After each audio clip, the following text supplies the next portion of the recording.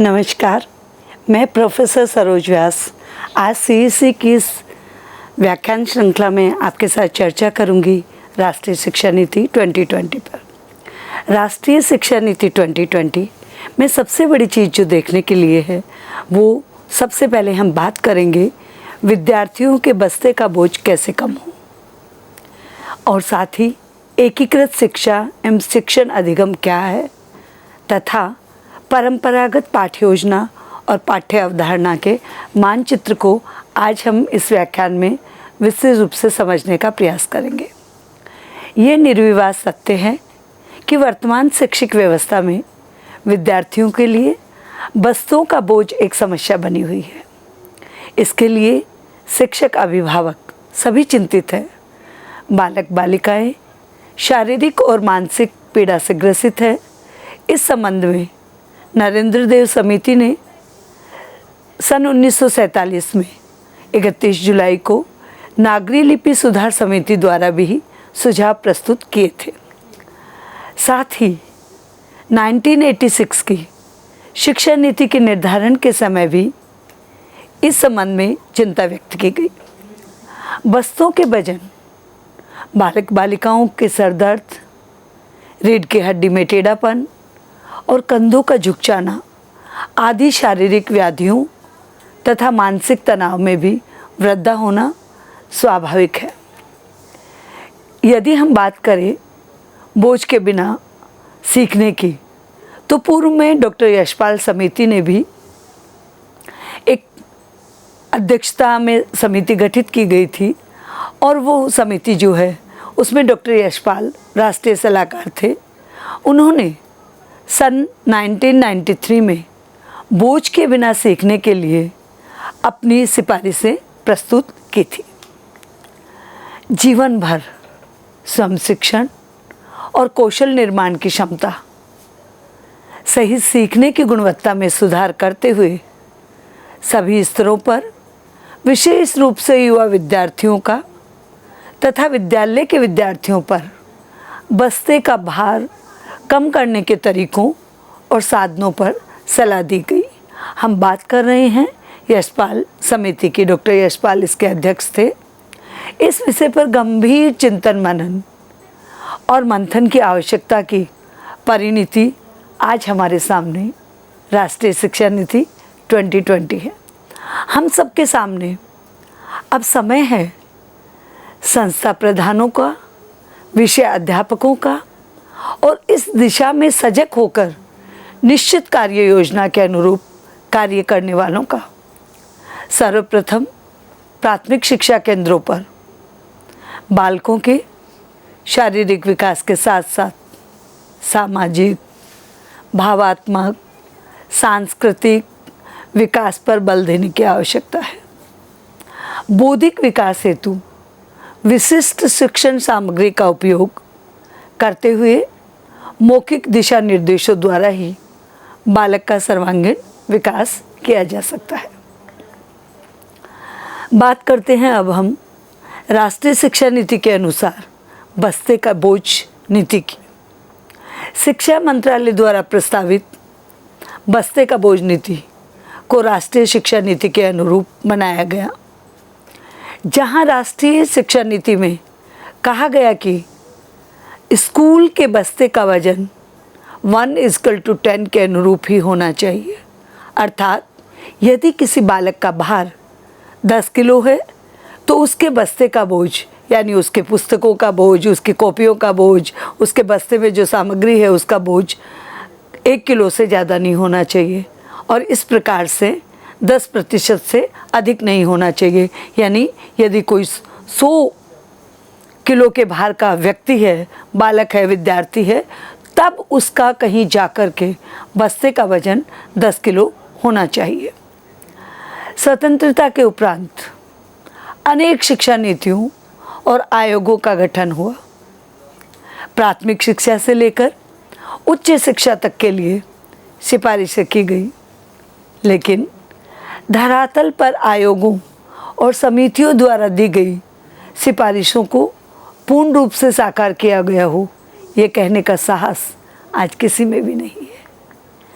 किंतु राष्ट्रीय शिक्षा नीति 2020 की संस्तुति एकीकृत शिक्षा एवं शिक्षण अधिगम को जमीनी स्तर पर साकार करने का बीजारोपण शिक्षाविदों ने वर्ष 2000 में ही एकीकृत पाठ्यक्रम को तैयार करके करना आरंभ कर दिया था। यदि इस संबंध में मैं चर्चा करना चाहूँ तो मैं आपको बताना चाहूँगी कि राष्ट्रीय शिक्षा नीति में जिस बस्ते के बोझ को कम करने की बात की गई है, बस्ते का बोझ कैसे कम होगा, ये एक चिंता का विषय है, ये एक मंथन का विषय है। किस प्रकार से हम बस्ते का बोझ करें, क्योंकि विद्यार्थियों के लिए प्राथमिक स्तर से ही भाषा, विज्ञान, अंकशास्त्र, विदेशी भाषा यानी अंग्रेजी और सामान्य ज्ञान 5 कम से कम ऐसे विषय हैं जिनको प्राथमिक स्तर से ही लागू कर दिया जाता है। और यदि इस प्रकार से हम चर्चा करें तो 5 यदि पुस्तकें हैं, 5 यदि विषय हैं, तो उनके अनुसार 5 कम से कम उनकी उत्तर पुस्तिका होना अनिवार्य है। अब राष्ट्रीय शिक्षा नीति में जैसा कि कहा गया है कि बस्ते की बोझ की नीति के अंतर्गत कि 10 किलो वजन का यदि बालक का वजन 10 किलो है तो बस्ते का वजन 1 किलो होना चाहिए। कैसे होगा? इसके लिए जो मैंने अभी अभी आपसे चर्चा में कहा कि शिक्षाविदों ने 2000 में ही एकीकृत पाठ्यक्रम को तैयार करना प्रारंभ कर दिया था। आपके मन में प्रश्न उठ रहा होगा कि आखिर एकीकृत शिक्षा का पाठ्यक्रम कैसे तैयार किया जा रहा है या किया है। यदि हम इसमें मैं एक उदाहरण के रूप में आपको समझाना चाहूँगी। सूर्या भारती जो शैक्षिक संस्थान है, उसके शिक्षाविदों ने एक कक्षा एक किताब की अवधारणा के ऊपर एक पुस्तक पहली से लेकर 5वीं तक, यानी पहली की एक पुस्तक, दूसरी की एक पुस्तक, तीसरी की एक पुस्तक, चौथी की एक पुस्तक और 5वीं की एक पुस्तक, इस प्रकार से प्रथम, द्वितीय, तृतीय, चतुर्थ और पंचम के लिए एक कक्षा एक किताब के कॉन्सेप्ट पे 2000 में ही इन पुस्तकों को तैयार कर दिया था। और आज ये पुस्तकें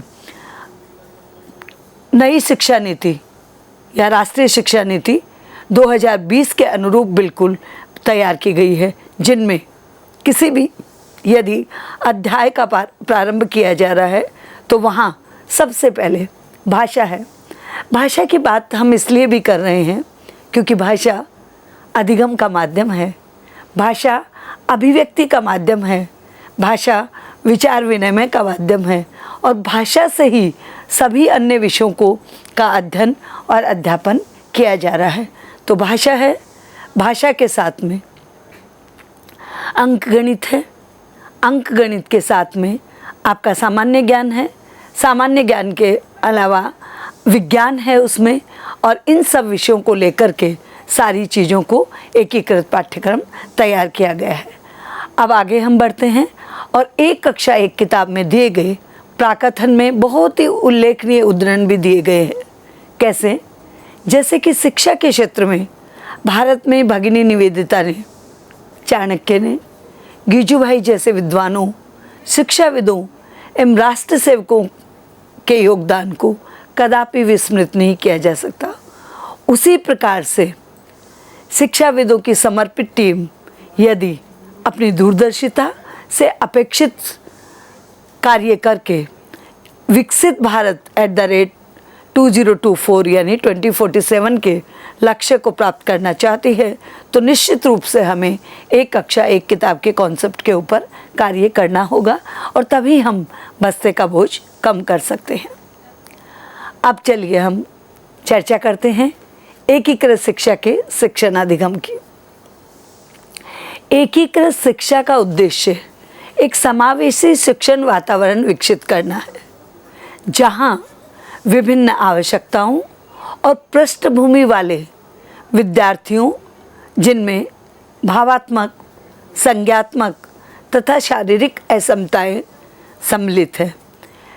मैं इसे पुनः एक बार आपको स्पष्ट कर देती हूँ।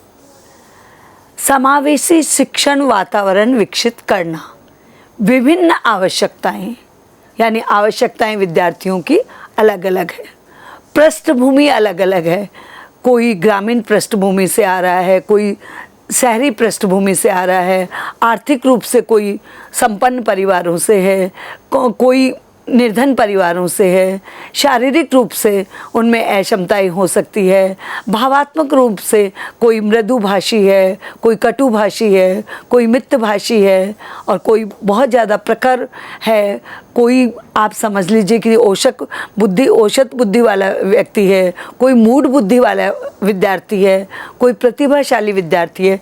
तो इस प्रकार से विभिन्न आवश्यकताएं, विभिन्न पृष्ठभूमि और विभिन्नताओं के साथ जहाँ पर एक स्थान पर विद्यार्थियों को शिक्षा दी जाएगी, वो समावेशी यानी सभी प्रकार के जाति, धर्म, भाषा, राज्य या शारीरिक, मानसिक, आर्थिक रूप से विभिन्नताओं के उपरांत भी एकीकृत शिक्षा, जहाँ समावेशी शिक्षा दी जाती है, जहाँ सबकी आवश्यकताओं की पूर्ति हो, वो हमारी एकीकृत समावेशी शिक्षा है। तो एकीकृत शिक्षा, उसमें शिक्षण अधिगम किस प्रकार से? पारंपरिक कक्षाओं में अपने सहपाठियों के साथ अध्ययन कर सके, ये विद्यार्थियों के बीच स्वीकार्यता, विविधता और समझ को उजागर करती है। कौन उजागर करती है?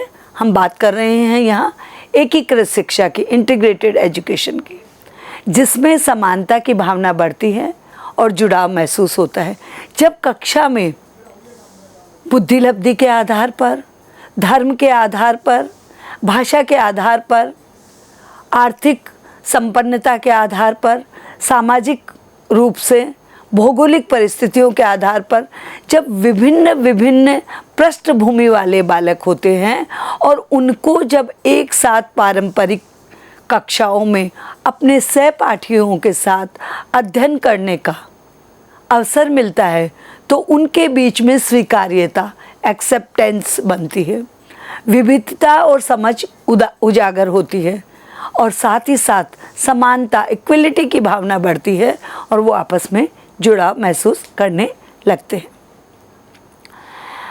प्रसिद्ध शिक्षाविद और मनोवैज्ञानिक शूमेकर द्वारा 1989 में एकीकृत शिक्षा को लेकर एक परिभाषा दी थी, जो मैं आपके साथ इस चर्चा में बताना चाहूँगी। एकीकृत शिक्षा का तात्पर्य उस शिक्षा से है जो इस तरह से व्यवस्थित की जाती है कि ये विषय वस्तु की सीमाओं को पार करती है। अर्थात इस प्रकार से व्यवस्थित करना जो विषय वस्तु की सीमाओं को पार करती है। अब आप सोच रहे होंगे कि विषय वस्तु की सीमाओं को कैसे पार किया जाता है। यानी कक्ष में हम पढ़ा रहे हैं कि आज हम हिंदी भाषा का अध्ययन करेंगे, तो हिंदी भाषा में आप गद्य पढ़ाएंगे, पद्य पढ़ाएंगे, व्याकरण पढ़ाएंगे, और उसी में फिर मान लीजिए कि आप छंद पढ़ा रहे हैं, आप किसी कविता का पाठ, आप कोई निबंध पढ़ा रहे हैं, कोई उपन्यास पढ़ा रहे हैं, कोई कहानी पढ़ा रहे हैं। अब इसमें सीमाओं को पार किया कैसे किया जाता है, एक छोटे से उदाहरण से हम इसको समझेंगे कि मान लीजिए हम भाषा पढ़ा रहे हैं और भाषा में ही हमने एक ले लिया कि हमने एक राज्य को ले लिया, कि मान लीजिए हमने लिया कि हिमाचल प्रदेश राज्य को ले लिया। अब उस हिमाचल प्रदेश राज्य को पढ़ा रहे हैं, वहाँ की उपज क्या है, वहाँ की मिट्टी कैसी है, उस मिट्टी के प्रकार कैसे हैं, वहाँ का पहनावा कैसा है, वहाँ की संस्कृति कैसी है, वहाँ किस प्रकार का धान उपजता है, उस धान के कितने प्रकार हैं, मध्य प्रदेश में कितने ज़िला हैं, कितने गांव हैं, कितनी तहसील है। जब हम इन सब बातों को उस मध्य प्रदेश में या अरुणाचल प्रदेश में या किसी भी अन्य प्रदेश की जब हम बात करते हैं, तो हम भाषा में पढ़ा रहे हैं, लेकिन वहाँ हम उसकी संस्कृति, वहाँ की क्रॉप यानी उपज, वहाँ की संस्कृति के साथ वहाँ के भाषा, वहाँ का परिधान, वहाँ का खान पान, वहाँ की वेशभूषा, इन सारी चीज़ों को, वहाँ के राज्य, जिला, सारी चीज़ों को जब देखते हैं तो वो सीमाओं से पार हो जाता है। वहाँ अंकगणित भी समाहित हो जाती है, वहाँ पे सामान्य ज्ञान की जानकारी भी प्राप्त हो जाती है, वहाँ विज्ञान भी आ जाता है और वहाँ पे आपका अंकशास्त्र भी आ जाता है। तो ये हुआ कि विषय वस्तु की सीमाओं को पार करती है। अध्ययन के व्यापक क्षेत्रों पर ध्यान केंद्रित करने के लिए पाठ्यक्रम के विभिन्न पहलुओं को सार्थक सहयोग में लाती है। कौन? एकीकृत शिक्षा। यह सीखने और सिखाने को समग्र रूप से देखती है और वास्तविक दुनिया को प्रतिबिंबित करती है। अब चर्चा करेंगे हमने अब तक की जो चर्चा की है उस चर्चा में हमने आज का जो हमारी राष्ट्रीय शिक्षा नीति है, उस राष्ट्रीय शिक्षा नीति 2020 पर जब हम चर्चा कर रहे थे तो सबसे पहले हमने प्रयास करा, सबसे पहला हमारा बिंदु था कि विद्यार्थियों के बस्ते का बोझ कैसे हो और एकीकृत शिक्षा और शिक्षण अधिगम क्या है। तो विद्यार्थियों के बस्ते का बोझ कैसा हो, इसके बारे में हमने अपने जो शिक्षा के क्षेत्र में स्वतंत्रता के उपरांत जितनी भी समितियों ने इसके बारे में संस्तुतियाँ दी उनके बारे में चर्चा की और उसमें हमने नरेंद्र देव समिति की चर्चा की। उसके बाद में हमने यशपाल समिति जो है कि बोझ के बिना सीखना, जो 1993 में आई, उसकी हमने चर्चा करी। उसकी चर्चा के बाद में हमने राष्ट्रीय शिक्षा नीति किस प्रकार से और इस कॉन्सेप्ट को कि बस्ते का बोझ कम हो, एक कक्षा एक किताब के अनुसार शिक्षा दी जाए, इस पर हमने चर्चा करी। और इसकी चर्चा के साथ साथ ही हमने बात करी कि किस प्रकार से राष्ट्रीय शिक्षा नीति 2020 में एकीकृत शिक्षा और शिक्षण अधिगम जो है इसको किस प्रकार से तैयार किया गया, इस पे हमने चर्चा करी। और ये जो चर्चा करते करते अब हम जो चर्चा कर रहे हैं वो हमारी चर्चा है कि एकीकृत शिक्षा और शिक्षण अधिगम जो हमारा है वो शिक्षण अधिगम किस प्रकार से होगा, जिसमें हमने कहा कि समावेशी शिक्षण का एकीकृत यानी सबको सम्मिलित करके उसमें किया जाए। और इसी में हमने सुमेकर महोदय के जो परिभाषा है एकीकृत शिक्षा पर, उस पर हमने विचार किया। और अब हम आगे का जो हमारा व्याख्यान होगा उसमें हम बात करेंगे एकीकरण के प्रकारों की, यानी एकीकरण कौन कौन से हैं, विशेष क्षेत्र के अंतर्गत यानी विशेष क्षेत्र के अंतर्गत कौन कौन से हमारे क्षेत्र आते हैं, फिर विशेष क्षेत्र के मध्य, विशेष क्षेत्र के बीच में कौन कौन से हमारे विषय आ जाएंगे, विशेष क्षेत्र के बाहर। जब हमने बात करी एकीकरण के प्रकारों की तो 3 चीज़ें आ गई। देखिए, सबसे पहले विषय के अंतर्गत यानी जो विषय में शामिल है, उसके बाद विषय के मध्य, विषय के बीच में क्या शामिल है और विषय से बाहर क्या है। और इनकी चर्चा के साथ साथ ही जब हम बात कर रहे हैं, जो मैं आपको इस एक टेबल के द्वारा समझाने का प्रयास कर रही हूँ, विशेष क्षेत्र के अंतर्गत, विशेष क्षेत्र के अंतर्गत का मतलब है विषय के भीतर, और विशेष क्षेत्र के बाहर का मतलब है विषय के बाहर यानी उससे अलग हटके। फिर हमने एक और बिंदु पर बात करी और वो था कि विशेष क्षेत्र के मध्य। तो विशेष क्षेत्र के मध्य का मतलब है 1 से अधिक विषयों को जोड़ना और 2 से अधिक विषयों और उनके अंतर विषयों को जोड़ना।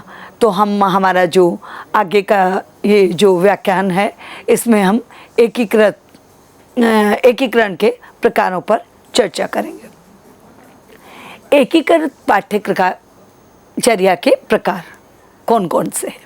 सबसे पहले हम बात कर रहे हैं विषय आधारित एकीकरण की। यह दृष्टिकोण एक केंद्रीय विषय अथवा विषय के आसपास सीखने को व्यवस्थित करके विभिन्न विषयों से जोड़ता है।